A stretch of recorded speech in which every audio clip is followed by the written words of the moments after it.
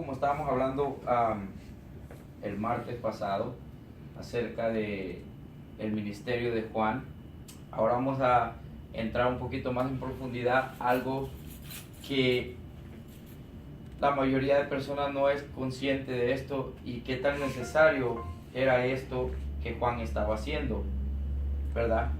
Y para eso vamos a ir al libro de Marcos capítulo 1 y vamos a comenzar del versículo, vamos a comenzar del versículo 1 para agarrar contexto. Entonces, tenemos el ministerio de Yohanan.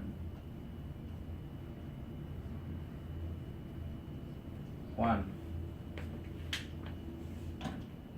Ok. Dice,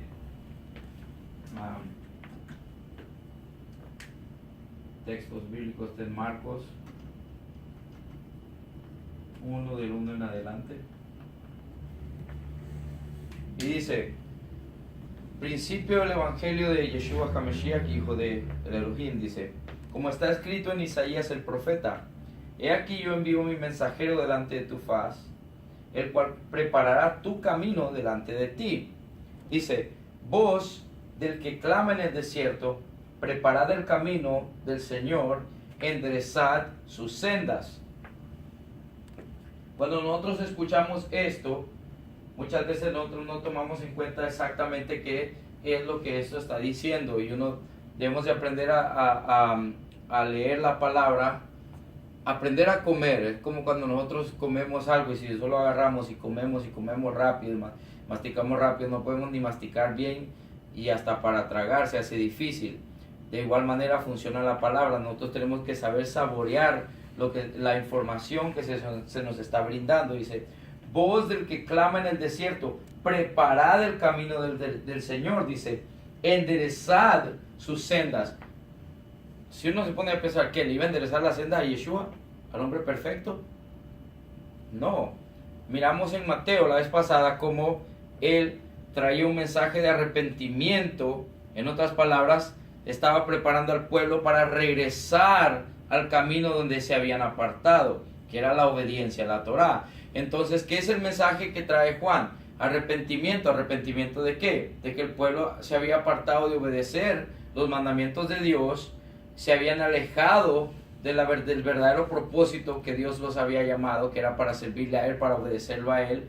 Entonces tenía que traer al pueblo de regreso a hacer teshuvah, a hacer arrepentimiento. La palabra teshuvah en hebreo significa arrepentimiento. Entonces todos nosotros tenemos que hacer teshuvah porque todos fuimos transgresores de la ley. Algo que es necesario establecer de unas a todas es ¿qué es el pecado? ¿Verdad? ¿Qué es el pecado? Muchas veces todos nosotros tenemos una idea diferente de qué es el pecado. Cada quien da su propio opinión en cuanto a qué es el pecado, pero bíblicamente hablando solo hay una sola respuesta, y la respuesta la vamos a encontrar en Primera de Juan 3 versículo 4.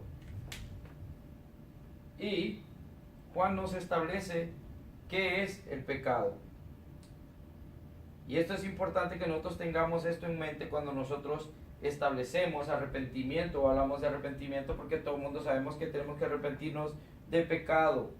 Pero si no sabemos qué es el pecado, entonces nosotros empezamos a establecer ideas diferentes a cuanto a lo que la palabra establece como pecado y lo que nosotros consideramos pecado. Dice, Primera de Juan 3:4, dice, todo aquel que comete pecado infringe también la ley. De ahí dice, pues el pecado es infracción de la ley. Entonces, en términos bíblicos, el pecado es transgresión a la ley. en específico, vamos a ponerlo de esto, transgresión a la Torah, que traducido es ley, pero que la palabra Torah en realidad significa instrucciones. En otras palabras, lo que Dios nos da a nosotros son instrucciones. Cuando nosotros observamos todo lo que Dios da, cuando Él dice no cometerás adulterio, esa es una instrucción. Esa es una instrucción dada a mí como un hijo, el cual me hace un varón recto delante de Dios. Entonces es una instrucción. Pero cuando yo hago transgresión a esa instrucción, estoy cometiendo pecado. Entonces es necesario que nosotros tengamos un punto bíblico de lo que es pecado. Entonces, teniendo esto en cuenta, nosotros ahora sí podemos tomar y entender que lo que está diciendo aquí dice enderezar sus sendas. ¿Qué estaba sucediendo? El pueblo se había apartado, estaba transgrediendo las instrucciones que Jehová había establecido. Entonces Juan viene para preparar ese camino para que cuando el mensaje que trae el Mesías, Yeshua HaMashiach, Jesús, sea claro. Entonces dice, bautizaba Juan en el desierto y predicaba el bautismo de arrepentimiento para perdón de pecados. Entonces, si nosotros venimos y ponemos lo que realmente es el pecado en esto, podríamos leerlo así. Bautizaba Juan en el desierto y predicaba el bautismo de arrepentimiento para perdón de la transgresión a la ley. Literalmente eso es lo que está sucediendo. Entonces dice, y salían a él toda la provincia de Judea y todos los de Jerusalén, y eran bautizados por él en el río Jordán, dice, confesando sus pecados.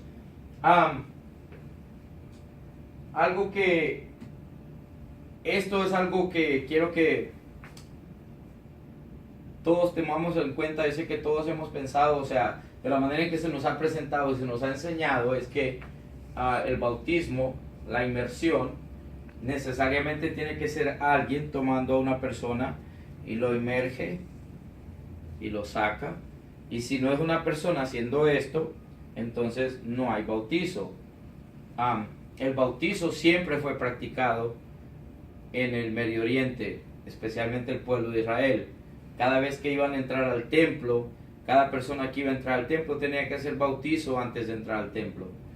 Lo que sucede es que cuando nosotros leemos en el antiguo, en la escritura, que se le conoce como el Viejo Testamento, las palabras utilizadas como no dice bautizo, como nosotros lo hemos escuchado en el Nuevo Testamento, pensamos que se refiere a algo más. Suponer, les voy a poner un ejemplo, a Naamán, el sirio, ¿verdad?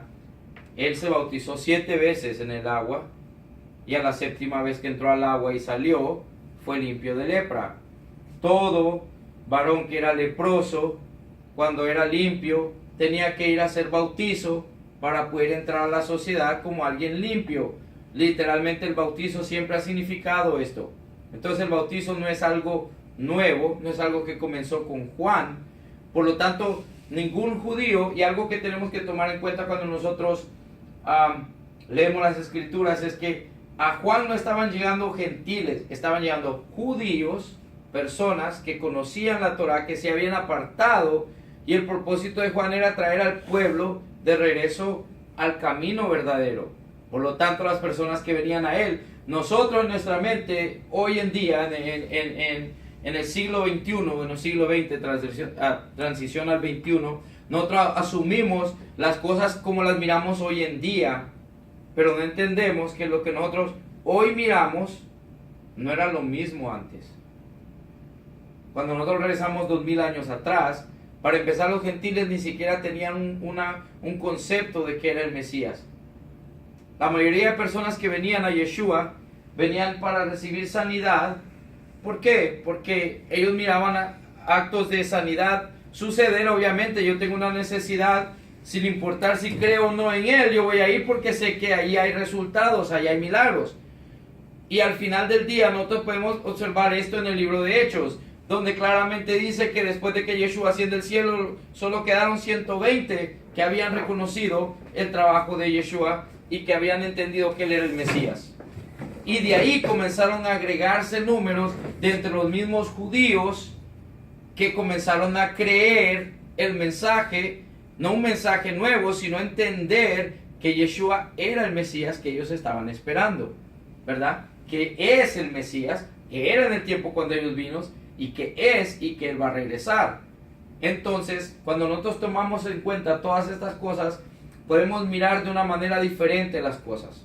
¿Qué sucede? Cuando la palabra establece esto y dice, bautizaba a Juan en el desierto y predicaba el bautizo de arrepentimiento para perdón de pecados, literalmente era eso que dice ahí. Juan predicaba, presentaba, y él estaba parado a los bancos o a la orilla del río Jordán y diciéndole al pueblo, entra a hacer teshuvá por los pecados que has cometido y hazte mikvah. La palabra mikvah es bautizo, como nosotros lo conocemos, ¿verdad? Mikvah significa bautizo para nosotros. Eso no era algo nuevo. Entonces Juan le estaba diciendo, háganse, bautícense, o sea, entren al agua y salgan, siempre en símbolo de que entró el viejo hombre, salió un nuevo hombre. Y eso nosotros lo podemos ver en Naamán. 7 veces entró al agua y al final que salió un hombre renovado, un cuerpo nuevo, básicamente.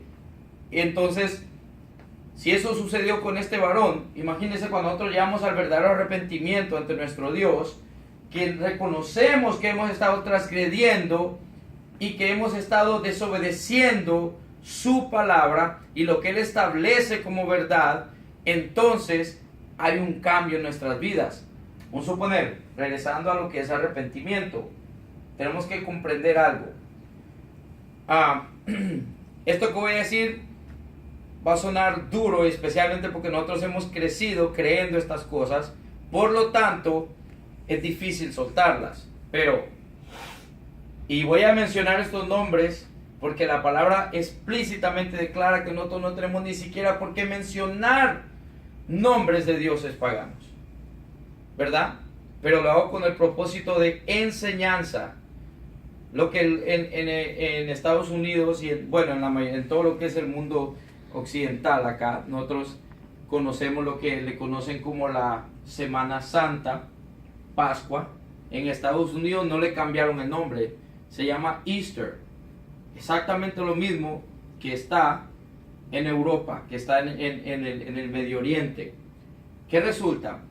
Easter no es nada más y nada menos que la diosa de la fertilidad, ¿verdad? Que es establecida a través de los babilonios, a través de la enseñanza babilónica, de que todo comienza con un varón llamado Nimrod, nieto de Noé, ¿verdad? Que fue el que estableció la ciudad de Babilonia, fue el que estableció a Siria, fue el que estableció Nínive. Y eso nosotros lo encontramos en el libro de Génesis capítulo 9. Nosotros encontramos información de este hombre, Nimrod. Él fue el que comenzó y él fue el que estableció la torre de Babel. Todo el mundo está consciente de la torre de Babel. ¿Qué es lo que sucedía? Este hombre, este varón, quería alcanzar un nivel alto, o sea, quería tomar el poder de Dios para sí mismo, y como todos tenían un solo lenguaje, estaban trabajando unidos para alcanzar a hacer esto. Todos conocemos lo que sucede en la torre de Babel. Pues desde ese momento en que la torre de Babel es confundida, porque Yahová dice bajemos, siempre en plural de la palabra Elohim, bajemos, dice, confundamos su lengua para que ellos no puedan hacer esto que ellos se han planeado hacer, porque si no lo van a lograr hacer. Tan uno en lenguaje y en pensamiento, estaban en lo mismo. Entonces, ¿qué resulta? Ellos ya tenían lo que se le conoce como adoraciones paganas. Para empezar, Nimrod adoraba al dios Sol. Entonces, de ahí comienza la adoración al dios Sol. Y cuando los babilonios empezaron a conquistar reinos ellos empezaron a establecer estas adoraciones, ¿verdad? Entonces, ¿qué resulta? Para hacer la historia corta, todo eso ha llegado hasta nosotros. Todo eso, todas esas cosas han llegado hasta nosotros y nosotros, sin darnos cuenta, nosotros practicábamos estas cosas. Bueno, nosotros personalmente practicábamos estas cosas, ahora ya no lo hacemos, ¿verdad? Nos hemos apartado de eso porque comprendemos que esto, Jehová no quiere que nosotros practiquemos estas cosas, ¿verdad? Entonces, ¿qué resulta? En Estados Unidos y en todo lo que es toda la América Latina, se celebra Semana Santa y se celebra la Pascua, lo que se le conoce como la Pascua navideña, supuestamente el nacimiento del Mesías, el 25 de diciembre, cuando literalmente él no nace. Es más, referencia bíblica tenemos tanto a Lucas, que establece en qué tiempo nace Juan, y justamente el Mesías nace 6 meses después. Entonces él no nació en diciembre, pero quien sí nace en diciembre es el Tamuz reencarnado, el hijo de Nimrod. Supuestamente la esposa de Nimrod, cuando Nimrod muere, ella queda embarazada por los rayos del sol y le nace este hijo llamado Tamuz, y supuestamente esta es la reencarnación de Nimrod, y de ahí comienza toda esta adoración pagana al dios sol. Constantino, el cual es uno de los, ¿cómo les podría explicar? Bases, que supuestamente ahí fue donde explotó la cristiandad. Constantino era un adorador de Mitra, era un adorador del dios sol, y en las monedas de él, usted puede subir a Google, usted puede buscar acerca de Constantino, acerca de las monedas que él tenía, y en su moneda establecía que el adorador dice al dios sol hasta la muerte. Entonces, todos esos cultos paganos nosotros los habíamos adoptado, los hacíamos inconscientemente lo que nosotros estábamos practicando. Cuando nosotros llegamos a conocer la verdad, entonces esto es arrepentimiento. Muchas veces nosotros decimos, bueno, yo me arrepiento del pecado. Ok, paso adelante. ¿Cuántos se arrepienten? ¿Cuántos desean arrepentirse este día? Pasan 3, 4, 5. Ok, todo el mundo clama arrepentimiento. ¿Pero arrepentimiento de qué? Dicen, no, pues yo me arrepiento de mis pecados. Ajá, pero ¿qué son tus pecados? La persona viene y se queda, bueno, es que yo era malo, es que yo era esto. Ok, pero ¿qué pasa con la ley de Dios? ¿Qué pasa con lo que Dios establece como verdad? Ese es el arrepentimiento verdadero que Dios presenta. Cuando nosotros estamos transgrediendo sus leyes, somos pecadores. Entonces, por lo tanto, si yo clamo un arrepentimiento, yo debo de regresar al camino donde debía haber estado en el principio, que es la obediencia a su palabra. Entonces muchos me dirán, bueno, pero es que nosotros sí estamos buscando obedecer su palabra. Entonces aquí venimos. Dios establece varias cosas. Dios establece, porque nuestro Dios es un Dios de orden. Y Él quiere que nosotros como hijos nos establezcamos en el orden. No podemos establecernos fuera del orden. El orden ya fue establecido. Él ha establecido su palabra como un régimen de orden. Y muchas veces las personas se confunden cuando dicen, bueno, pero es que si nosotros nos vamos a basar en que vamos a obedecer los mandamientos, entonces que yo me quiero ganar el cielo a base de obras, y comenzamos a interponer un montón de cosas que no van en base bíblica. Yo no puedo ganarme la salvación, pero si me estoy arrepintiendo es por lo que yo he quebrantado y lo que yo he hecho. Pero si yo regreso a hacer lo mismo que yo era, después de clamar, tener arrepentimiento, no ha habido ningún cambio en mi vida. Y esto es lo que Pablo expresa bien claro en sus epístolas. ¿Ok? Pero entonces nosotros tenemos que comprender qué es lo que es el arrepentimiento, de qué nos estamos arrepintiendo realmente.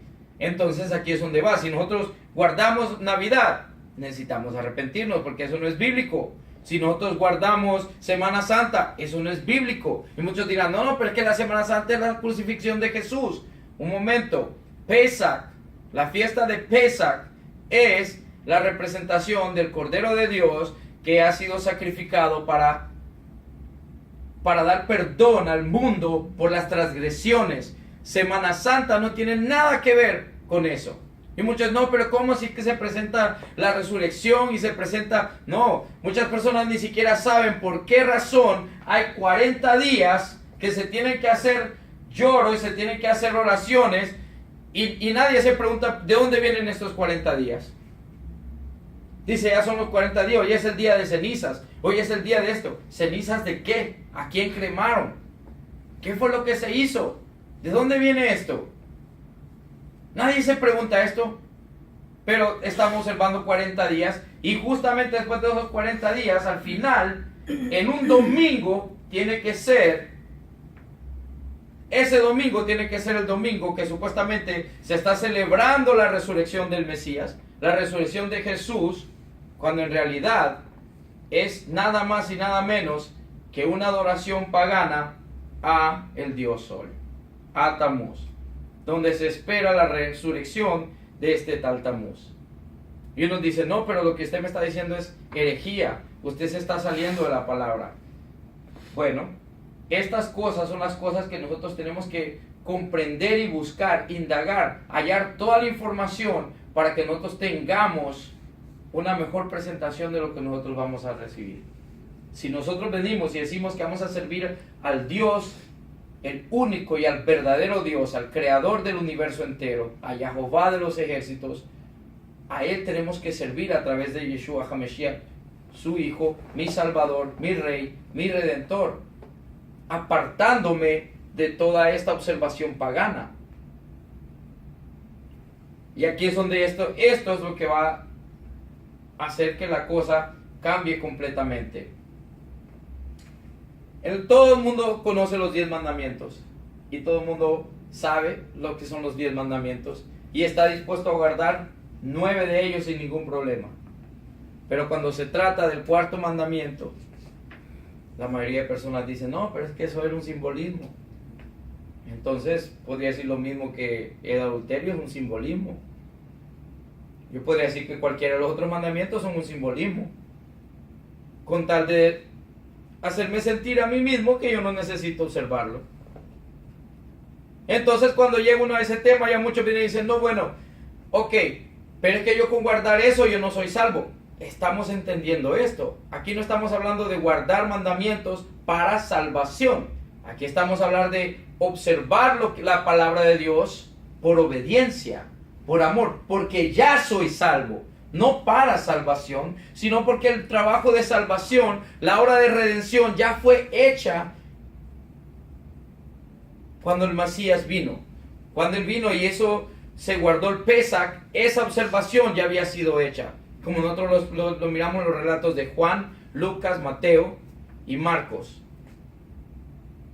Pero si nosotros no tenemos una comprensión de todo esto, nosotros pensamos que nosotros estamos arrepintiéndonos, pero en realidad no nos hemos arrepentido de nada porque seguimos en el mismo círculo.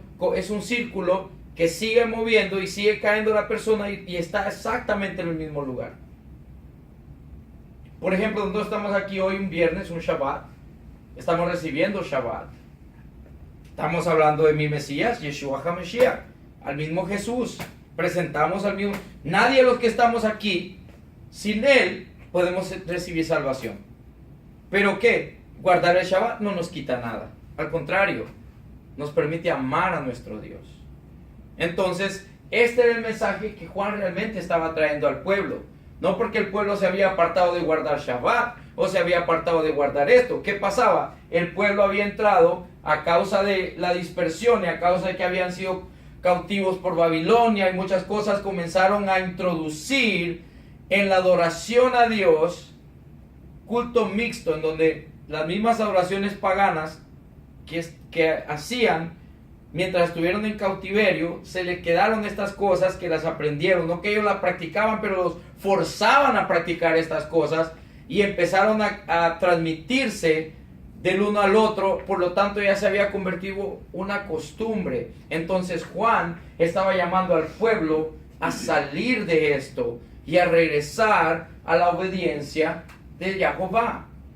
Como dije en el martes pasado, el tema nunca fue en cuanto a si se debe obedecer la ley, El tema siempre fue en cuanto a cómo nosotros obedecemos la Torah, cómo nosotros obedecemos la ley de Dios.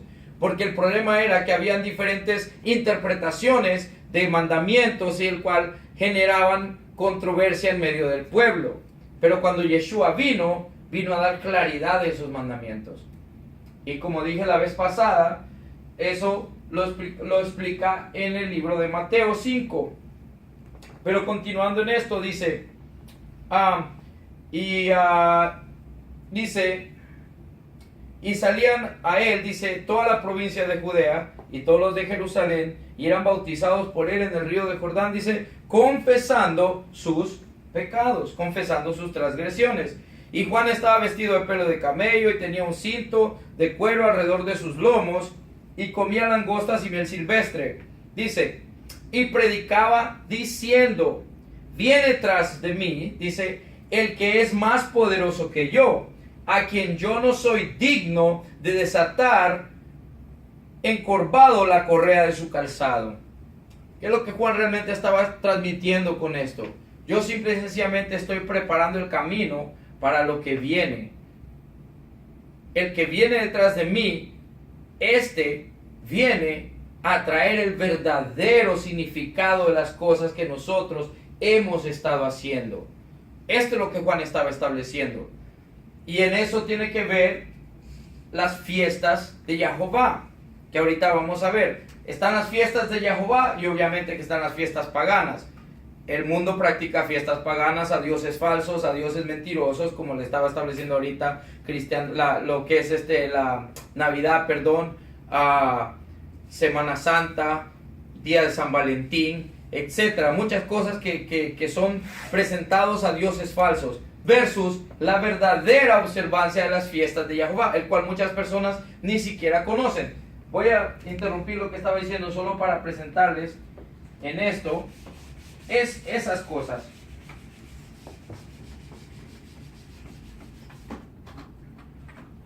Yahweh tiene 7 fiestas para nosotros. Tiene las fiestas de primavera y tiene las fiestas de otoño. En la primavera son 4 fiestas. En el otoño solo son 3.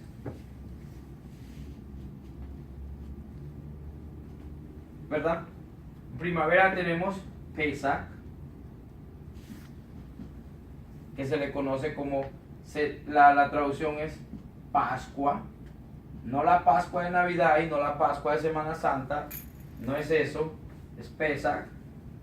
Panes sin levadura.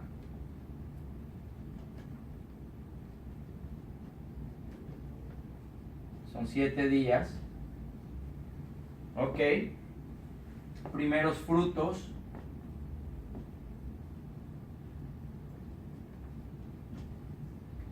Y tenemos, por último, tenemos Shavuot, que es Pentecostés. Y comenzando ahorita, vamos a tener lo que es ahorita en octubre. Comenzando ahorita el mes de octubre, tenemos Yom Teruah. Bueno, este año cae al comienzo de octubre. Yom Teruah, que es fiesta de trompetas.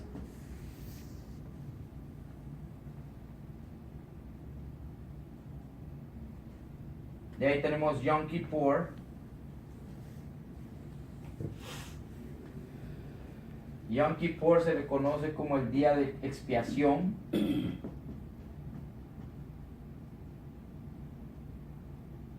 Todo el libro de Hebreos es basado en esta fiesta, en esa observación. Yom Kippur no es fiesta, en realidad solo hay 3 fiestas, los otros 4 son conmemorativos. Y Sukkot. Entonces, ¿qué resulta? Estas 7 fiestas son bíblicas y son cosas que nosotros debemos de establecer y aprender en nuestras vidas. En el libro de Daniel, capítulo 7, versículo 25, cuando él dice que él va a cambiar, dice, y él pensará en cambiar los tiempos y la ley de Dios. Literalmente, el antimesías, el que viene, el que quiere destruir, estos son los tiempos. La palabra tiempos ahí es una palabra hebrea que se llama Moedim. Moedim significa esto, son los tiempos designados por Jehová. ¿Por qué? Porque estos son tiempos designados por Jehová. Y esto, la explicación de cada uno, lo vamos a encontrar en el libro de Levíticos 23, del 1 al final. ¿Ok?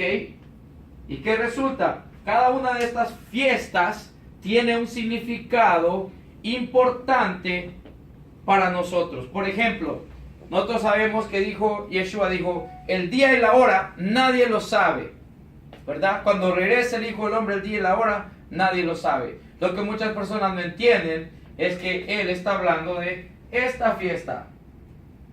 Yom Teruah es la fiesta que pasa el día y la hora,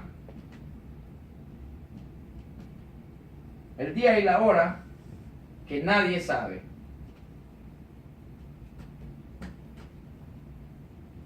¿Por qué? Porque esta fiesta pasa en luna nueva. Nadie sabe cuándo es luna nueva. Todo el mundo tiene una calculación cuándo va a ser, pero nadie sabe. La hora tampoco sabe porque es cuando toque. Entonces, cuando hay luna nueva, esa era una de las fiestas que se presentaba y se decía, ok, ya está la luna nueva. Habían dos testigos que establecían que era luna nueva, subían y el Sanedrín decía, ok, hay dos testigos, se estableció, ok, declaren Yom Kippur en toda la región. Entonces se sonaban los shofar, se sonaban las trompetas, y esta fiesta trata nada más y nada menos que el tema de esta fiesta es la resurrección de los muertos.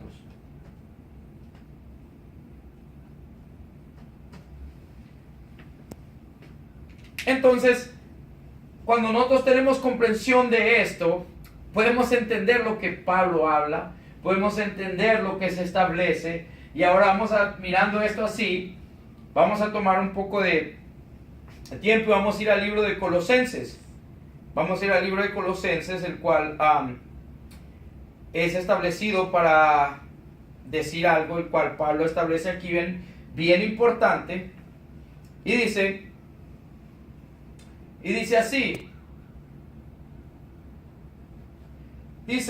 Y despojando, el versículo 15, y despojando a los principados y a las potestades, los exhibió públicamente, triunfando sobre ellos en la cruz. Este es Yeshua el Mesías, dice. Por tanto, y este es el versículo que muchas personas lo toman fuera del contexto, cuando en realidad lo que Pablo está diciendo era algo diferente, ahora se entiende de una manera completamente diferente. Dice, por tanto, dice, que nadie os juzgue en cuanto a comida o en bebida, o en cuanto a días de fiesta, luna nueva o días de reposo. Dice, todo lo que es sombra de lo que ha de venir. Nadie se